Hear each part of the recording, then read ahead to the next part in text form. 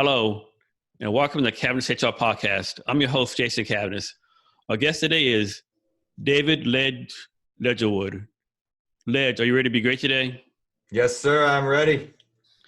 Ledge is a many-time founder with 20 years of experience in high-tech business and 10 years of direct sales experience.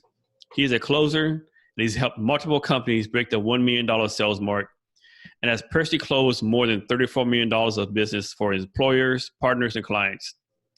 Ledge co-founded Add1Zero with the express purpose of bringing senior sales expertise to B2B technology and services companies who are looking to leap from founder-led sales into 10 times the revenue growth. Ledge, thank you for being here today. I really appreciate it. It's so good to be here, man. Thank you for the invitation. So before we get started on the serious stuff, is there a background story on why you go by Ledge? It's like a multi-generational historical family nickname. So my dad, my uncles, brother, sister, everybody picks it up. So we all just kind of roll with it. My mom even had the Ledge license plate in New Jersey. So what y'all call each other all in the same room? So, I can't repeat that on the air. So. Yeah, we got nicknames all over the place, but no, it's fun, man. There's a lot of Davids, and when I moved from the Northeast to Nashville, I just started going by Ledge professionally as well. Comes out of sports, high school and stuff. So. Ledge, back on December 16th, you wrote an article on LinkedIn that was titled, "You Need Sales, Not a VP." Can you kind of explain that concept, what you're talking about? No, I appreciate that, man. Doing your homework. Yeah, so when we started Add1Zero, it's based on this playbook of sort of like people want to, 10x their sales. And I thought, wow, that's kind of played out, this whole 10x idea. But, so we called it Add1Zero. And I just came up with this tagline because I think this concept is so right on that, founders, nobody, in my mind wakes up in the middle of the night staring at the ceiling and says like, I really need a VP of sales. What they say is I need more sales. I don't need a VP of sales. They just think that that's the self-imposed, it's like going to the doctor, right? I got a problem. I want more money, doc. What do I do? Oh, I'm going to prescribe you a VP of sales. That's not the only approach. And when we looked at, what really worked, there was this playbook that we had used, myself and my team, over and over again at multiple startups, as clients of ours and people just where I worked, I was 1, 2, or 3 sort of person at the table, and I did that. And so we said, well, I think this works, even on a kind of a partial basis. And there are a lot of businesses, we focus on technology, services related businesses that, the founder has taken it as far as he or she can. And that founding team really did a great job. And they're in the, the nice 6 figures of sales annually. And they really want to maybe get out of the sales game or just grow their business, get to that like middle of the 7 figures kind of range. And yet they don't have the cash flow right there to get out of sales because you have to hire, like, you're going to need a couple $100,000 fully loaded per year to hire this, VP of salesperson that you're going to dump all the sales on. And that might not even be the right approach. So there's that space between founder-led sales and then, hey, I actually have, X million dollars of annual sales. It makes a whole lot of sense for me to really build an internal sales division. We operate in that space and we can provide a full sales division for you and do all those closes, right? That lead comes in, we take over, and we do all those closes and get the business for you at a very high rate of return. Well, now you're generating cash and you can grow the business and you can do more demand gen, and it's a self-fulfilling, mechanism. So I came up with that tagline because I think people don't need that VP of sales right there. They need sales. That's what you need. Like, let's close more revenue. Forget about everything else. And I'm just like hyper revenue focused, and that's how the whole system is built. Just because someone was like a VP of sales of a Fortune 500 company does not mean they're going to be successful at your startup, right? I mean, it's two totally different animals, isn't it? It is very much, different. And, I have, huge respect. I've worked in the enterprise and big companies, and like anybody who does their thing is is great at that thing. But yeah, you know, you get a lot of times where it's like a small company, it's scrappy. I mean, we'll walk into companies all the time where there's no marketing, there's no sales collateral, you know, there's nothing that you need. We have to do all that stuff. And if you aren't scrappy and on point and just doing it, like, let's just execute. I mean, that's what it's about. I see a lot of times where people will get hired and they have the expectation that I'm going to be handed the collateral. I'm going to be handed the people who could administer my contracts, or, you know, do the operations work, or have the administrative support. It's just like none of that exists, right, in startup land. And you know, right? You know, it's like, hey, you don't call IT when your, you know, computer breaks, you fix it, right? You Google it, you figure it out. Well, it's the same thing in sales. Like, I don't get to call anybody. We build that thing from the ground up. And that's important. You know, it adds, it's just like a ton of value, like, to, you know, just execute, you know, let's get more sales that way. Lex, there's a saying that says sales cures all, but is that really a true statement? Because, like, I think if your product is horrible, you have bad customer service, is sales going to really cure all that? You won't get sales if you have those problems, you know? So yeah, I mean, so realistically speaking, I suppose that you could say that, in fact, you know, sales cures all, which is just to say, if I have more money in my business, I can fix all my problems. But can you actually, you know, do you have a thing that you can sell if you have those problems? You know, so don't dilute yourself into thinking, you know, everything's going to get better if I get more sales. I mean, that's true, but if you don't have the baseline good stuff, you know, like demand and product and services, and, you know, just the desire to actually buy what you sell, right? You know, like, I can't do you any favors there too. You know, if we don't have people on the phone to close on a thing that they actually want, no, it's not going to help. But presuming that you have good service, you have good product, you have testimonials, you know you have a thing that you want to scale up, you know, this is a good solution for you. Lex, what do you look for when you're hiring salespeople? I have a theory, and this is what we bring to the table, you know, when we are hired, that it's, at least at this area that we work, you need senior people who have a lot of business experience, and, you know, sort of, I'll call them senior reps. You know, they've been around, like me, right? 20 years of experience. Like, I can talk about business, I can solution sell to people, you know, on the phone. I'll understand what you've been through, you know, as a founder, or I can relate, I can read your LinkedIn. Those are the things that I would look for. Now, there are really good reasons down the line, as you build a playbook, as you grow, you scale, maybe you want to hire some greener, you know, I'm going to hesitate to say younger, I'll say greener people who can be your SDRs, right? Your sales development reps. They can do your outbound. They can follow the playbook. They're hungry. They want to learn. That's a good thing, but it happens later, right? These are the people that can take the playbook, get the coaching that a really good sales leader can provide, and can grok it and get, because they're smart, you know, that a lot of people make the mistake of right away saying, well, I cannot afford a senior talent salesperson, thus I must go and hire somebody straight out of college who, you know, is just hungry and they go sell. They might have the basic raw, you know, intelligence and ability to do that. But maybe that's not the right solution. You know, I used to deal a lot with software developers, and people would say, well, I can only afford a junior developer. I said, well, you know, maybe, but you can afford a fractional senior, really excellent developer for less the time, but their productivity is so much vastly higher. And this remote universe, you know, that we live in now, people should be thinking more and more about fractional excellence instead of buying, you know, 40 hours of a thing that I don't really want per week, you know. And I think that's how we think about hiring for our standpoint. You know, anybody can learn how to sell, I think.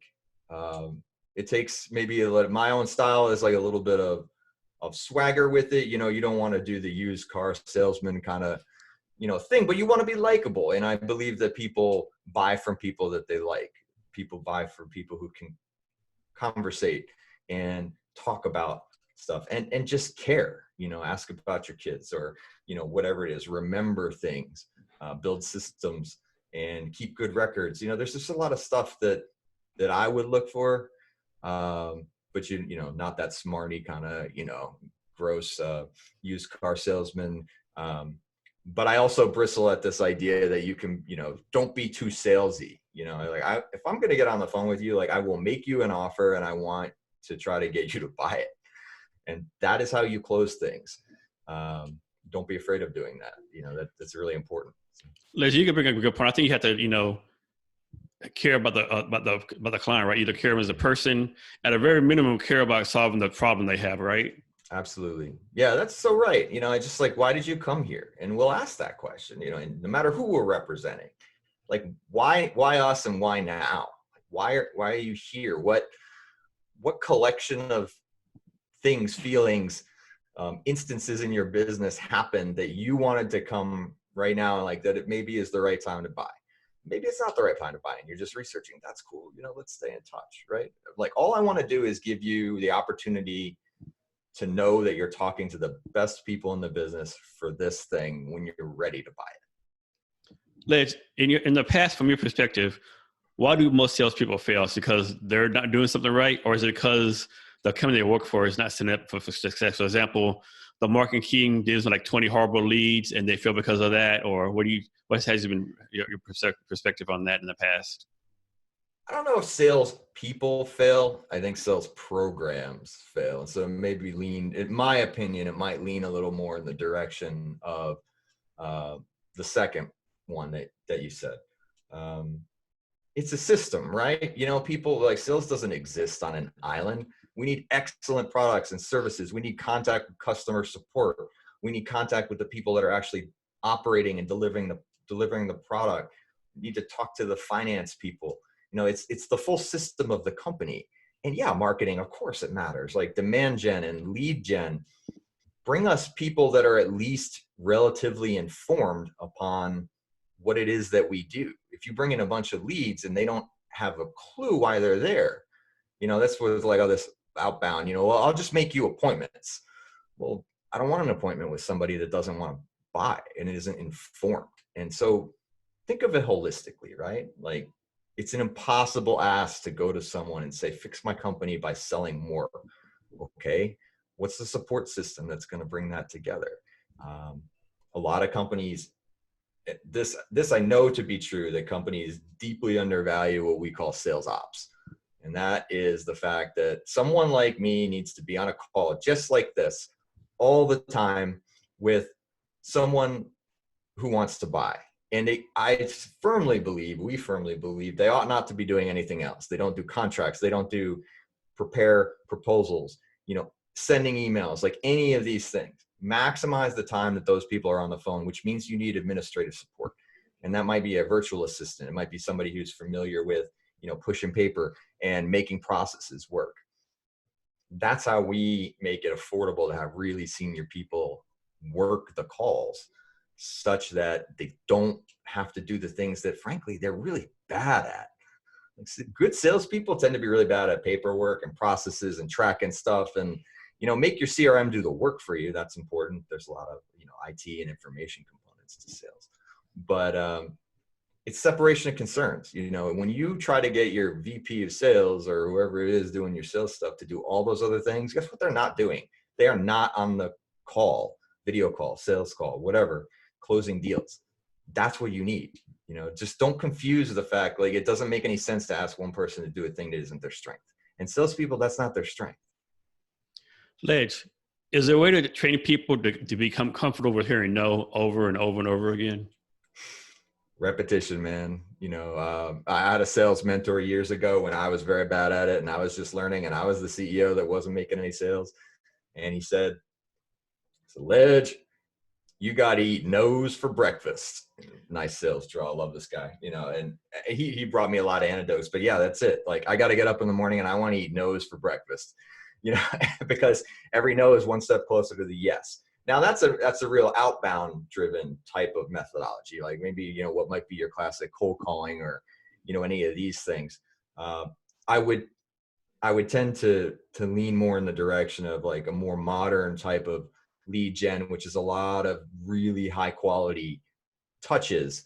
So they maybe don't have to say no. They're actually just going to be aware of you and ignore you for a little while. But you can track a lot of that stuff with email and social and things like that. But yeah, I mean, just be cool with people, right? And they're going to say, hey, I want you to say no to me as quickly as possible. You know what the worst answer is when I'm selling? Maybe.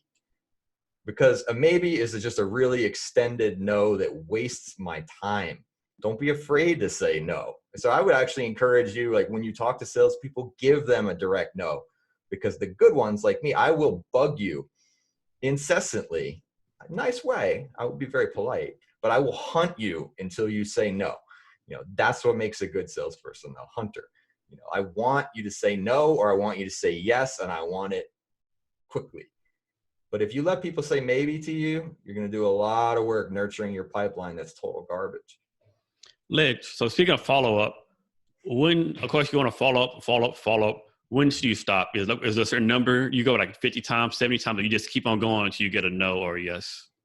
No, I would advise let people drop off. So I'll tell you, I don't know, maybe a templated type of approach that we would use. And this is what we build for companies. You know, they don't have this when we walk in, but, you know, leads somehow come to your website, right? They fill out your form or they book a call or whatever. That's where, you know, so my world picks up. That's where the marketing funnel stops and sales funnel begins. And the first thing we're going to do there is we're going to construct a really nice pre-call. Like we know you're going to do a call with me on Tuesday because you booked it, right? That's how we try to do it. And we'll do a really nice 3-email pre-call sequence to prepare you. Like, let's tell you things that you're going to ask anyway. Frequently asked questions. Here's a couple little testimonials. Here's the 3 most important things you should be thinking of prior to our call. Maybe they open it, maybe they don't, but at least it's in their head.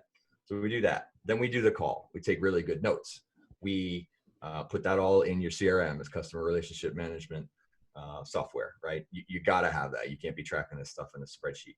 So help you implement that. And the reason you implement that is because you do all these drip sequences for you. You know, so all these touch points are personalized, but they're automated. And so we can get maximum output from the operations person. And then after the call, like there's a very discerning sequence of we drop things to the next stage. It's not unlike tracking your tasks properly. It's like a Kanban board, you know, so you would maybe Trello or something. If you've ever seen, or in Asana, you can do board mode. That's what we're doing with deals, and we're dropping them through, and we do the same actions for every single one, and we refine those actions, right? So after a call, there's going to be maybe a proposal, or here's the additional information you asked for, or whatever it is. It depends on what the service is. And then after that, we start another sequence where we drip it out 3 days later. Hey, Jason, you know, it's been a few days. We sent you that proposal that you asked for. It included the information that you wanted to know. I wanted to check for your feedback. Maybe you open it, maybe you don't, you know, and then 2 days after that, there's another one. And then, I don't know, 3 days. And then, so there's 5 of those emails. Then we go, okay, we've reached a stage where if you didn't do anything by that point, like my point is that I'm going to send you enough emails to at least have you write me back and say yes or no. Maybe you still didn't. Then we drop you in a more distanced campaign where it would say, I'll go back to more informational style things. Just want to make sure you knew we were still here. You know, it looks like this project fell off the things, you know, off your roadmap. It's not important right now. No problem. But all these things are designed and automated such that when you reply, it turns off the other ones, and I can drop you into a stage that is less annoying to you. So actually, when people keep, and I can tell you most things are like this is a tip. If you want salespeople to leave you alone, just reply to one of the emails because it'll turn off all the follow-ups. But when you ignore us, we have machines that will keep emailing you. So it's actually a good thing. It's designed to make you say yes or no, or how about later? And if how about later is a maybe, that's fine, but know that we will email you later. So it'd be better to say, no, I moved on to another vendor, or no, we're not doing this project anymore. And then you're probably still going to get into a marketing drip where quarterly or something, you're going to get a nice email reminding you that such and such thing probably still exists in your business. Yeah. Ledge, so for you, do you believe in commission, salary, or combination of both for salespeople? I believe in a combination. Yeah. Those of us who are closer hunters are very motivated by trying to hit numbers. So yeah, I would not, you should incentivize people in a combination of ways, right? So like, let's call it fixed and variable comp. Everybody needs the space in their life to get a salary of some sort that lets me not worry about paying my bills. And what you don't want me to do is like, you want me to be on point, right? Like, so especially with salespeople, right? Like we're on stage every call, just like this. Like I need to be on point. All I need to be thinking about is that deal and that call. Well, every little thing that's going on in the back of my head, sort of getting me to think about, did I pay the rent? Oh, geez, am I going to make my number this month? Like, you don't want that, because if I'm on a call with urgency, prospects can smell urgency and it'll like drive them away. So what can you do from a compensation standpoint to make your salespeople not feel desperate on the phone? Well, one of them is cover their basic needs, and that's your base salary. Now, after that, you want to incentivize your salespeople to get out there and kill more stuff, because I get a small percentage every time they get a kill. And a good salesperson is a hunter. Like they want to get that. So I'm actually not even a fan of sales goals. I think incentivize people enough so that they want to drive your revenue up, up, up, up, up, because they keep getting more money. Like that's the best thing that could ever happen for you, is to keep getting more sales. A lot of people get hung up in like capping their commissions and things like that. And then, well, as soon as you cap my commission, it's like the opposite of your tax rate, right? You charge me more and more marginal tax rate. What happens?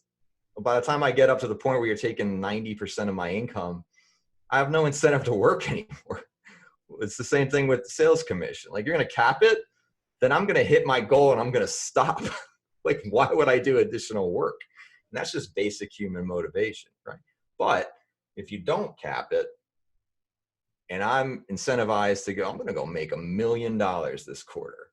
Well, great. That means that you made 10 million. Life could be worse, right? So that's the way to think about it, right? A rising tide lifts all boats. Take really good care of your good people. And that works for any job, right? Share the riches, I'm the first one that will go to any CEO and say, we got that additional referral because your ops people and your project managers and those people who take care of your customers, they were awesome. And I was able to sell them. So take some of this new money that we brought you and make sure you're distributing it to that team, because that's your product, right? Your people, your culture, like all those things. That's the intangible stuff. There's 10 companies that do what you do. There's not 10 companies that have your amazing team. And it always comes down to people. That's why someone who wants to buy, they like the people that they deal with. Like I have a good friend here in Seattle. Come here. She does like business development representative. Mm-hmm. And where she works at, they only give a commission for the first year. And the company goes the second 30, she gets no commission. But Mm-hmm. she's still responsible for keeping them on board. And like this, and I was like, the sales trying to wonder about, I had all this like turn, like people leaving, like there's no incentive for your salespeople, and they just didn't get it, right? It's like, what are you doing? I know people face that sort of thing. So the way that I would address that issue is that I would separate what I would call account management from that initial sales. So let's say, I'm your frontline sales and you want me to close those deals with a mind to, as much revenue as possible. It's true. Like you would kind of say, well, you didn't work on year 2. You didn't work on year 3. Like you just keep getting money from it. You could do it that way. I would say keep paying, but if you make somebody responsible to keep closing additional business and take care of that relationship, you should definitely keep paying them. Alternatively, separate out the account management, make a nice clean Passover where somebody else is getting paid to take care of that relationship, and keep your closers, sort of at the bottom of that funnel, but not worried about after it's a client, I don't care anymore. I know I'm going to get paid for the first year on that retainer or whatever it is. but you need to be thoughtful about this stuff. Like, why would you, I don't believe in like being cheap with your people. You know, I think that I've read stuff. It's, you know, look, if your top sales rep isn't the most highly paid person at your company, you're doing it wrong. I won't be that arrogant. You know, I want the CEO and the people to make money, but also if you don't take good care of your salespeople, they're just going to bounce. So, you know, because they have a lot of options. Ledge, has this happened to you yet in your company? Like you'll go, you for how to sign our client, and you're doing onboarding through setting everything up, and someone just tells you, you know what, they're not going to be a good match for us. You can see they're not going to do what you tell you. They're not going to do what you want to do. They're still going to do things a different way. It's almost like a waste of your time. How do you go about doing, you know, disqualifying people? We try to figure that out ahead of time. So we built a pretty robust kind of assessment, almost like a profile. Like, and I'll tell people before we talk, can you just fill this out? It's going to take you 15 minutes. And they answer yes, no, maybe on a bunch of stuff. They make some notes. And we built a scoring mechanism to then go through that and kind of go, is this company in line? And there's actually particular questions in there. Like if they say no to this, I don't think I can help them. And so the scoring will disproportionately knock them lower. And if they come out at a certain level, it's just like, it's not worth it, man, because you're not gonna be able to do this. And let me not waste your time. Don't waste mine. If somebody does come in and it's just wrong, you know, my personal feeling would just, you know, like I only want to take your money if I can add a tremendous amount of value to you, make you 10x as much as you paid me. You know, I mean, I want to make you as much as possible, so we're all doing really, really well. And if I feel I can't do that, then I would just cut them loose and just, this isn't working. I had a client that it was wonderful, love working with them, but they just didn't have enough leads. You know, they didn't have their marketing together to justify building a sales team. And I went to them and I just said, you know, we've got to cut this back. You know, it doesn't make sense because I'm taking your money every month, but you aren't providing me with any people that I can close business for you.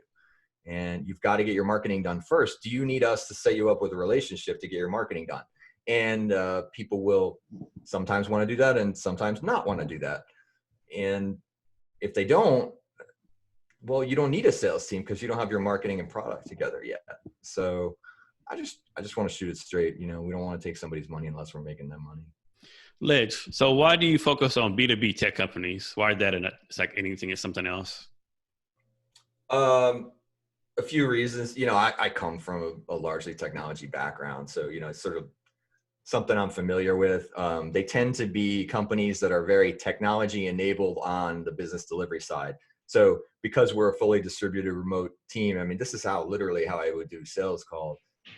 If you're not a company that's well accustomed to running everything in the cloud, maybe with distributed workforce, you know, a bunch of SaaS tools, we can't take on the burden of that change management to get you there. I mean, if you wanted to pay us, we could probably bring a team to do that for you. But what I find is a company that is B2B, is services related and is technology related, we also tend to have the infrastructure necessary to run the kind of thing that we want to run. So it comes down to experience, and it comes down to, you know, just the ability to execute the way that we want to. If you need someone who's going to meet with your clients face to face at a table doing stuff that isn't technology related, it's probably it's not going to work, you know? So, and B2B has vastly higher average contract value.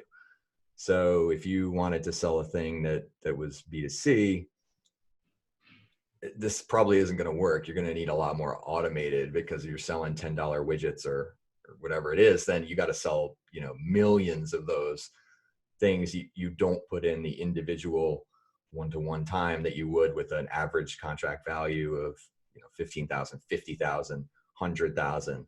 Well, that makes sense to pay somebody like us to get on the phone with them. It doesn't make sense in a small purchase. Ledge, you're in Nashville, correct? Yes, sir. So I've been learning there's actually like a pretty good, vibrant tech startup scene in Nashville now, isn't it?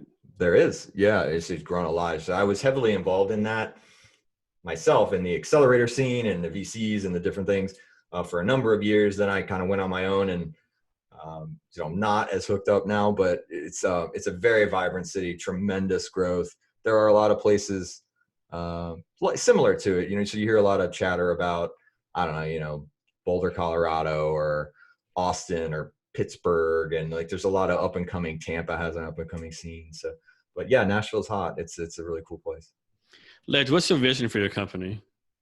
I think about that a lot, so we're in bootstrap mode, and would love to just continue to grow. I'd love to be helping, at the same time, maybe 10 companies to, really, really grow sales.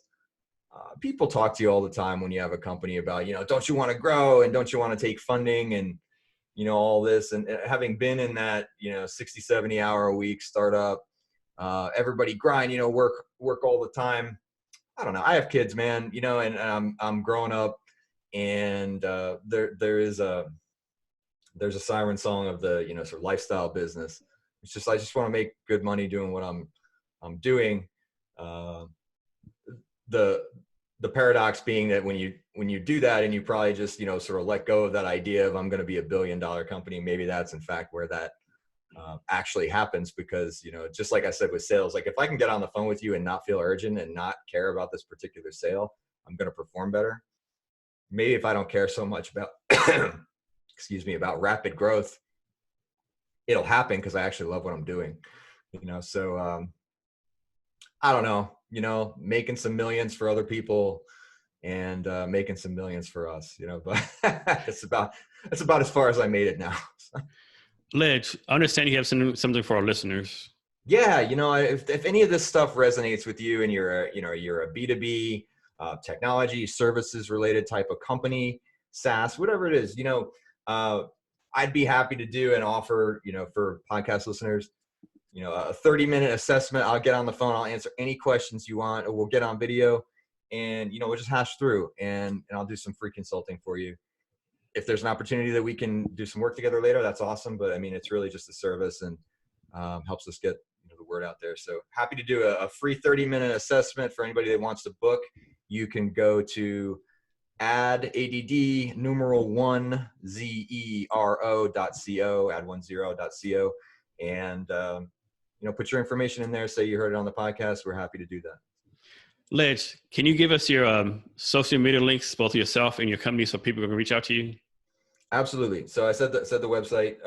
That's what we have for, so it's at add1zero.co. My personal stuff, you can reach my LinkedIn profile. It's David Ledgerwood, LEDGERWOOD.com. Actually, we'll redirect there. My primary social media is LinkedIn. I check it all the time. Thousands of connections on there, and that's the place to reach me. I have Twitter, but I never check it, so don't go there. And I'm a real simple guy that way. So I saw on the bottom of Jason's email, he got 16,000 ways you can contact him, but I'm not rolling that way anymore. So. And for our listeners, we'll have his offer and his social media on our show notes, and you can get our show notes at www.cabinetshrblog.com, and be sure to share the Cabinets HR podcast. Ledge, we're coming to the end of our talk. Can you provide us any wisdom or advice or any subject you want to talk about? Yeah. I don't know. I can talk a lot. I don't know how much wisdom is in there, but I just think, man, get out there and sell and promote yourself. Just never forget that you know people, and that you can use your network, and that people like you. And what you need to do is tell them what you're doing, tell them what you're interested in. And whether that's LinkedIn or email or whatever, like all of us have piles of contacts and people who care. You just make sure, like, it's not selling. Just tell people what you're doing and what you're looking for. Everybody knows somebody. And the worst thing you can do is sit around and wait for like an email or a lead to drop or a phone to ring. Just, if you have free moments and you want to grow your business, tell somebody about your business. Les, thank you for your time today. I really appreciate it. Jason, this is so fun, man. Thank you. You have very thoughtful questions. So I want to do this again. I'm going to tell everybody about it. Thanks. And to our listeners, thank you for your time.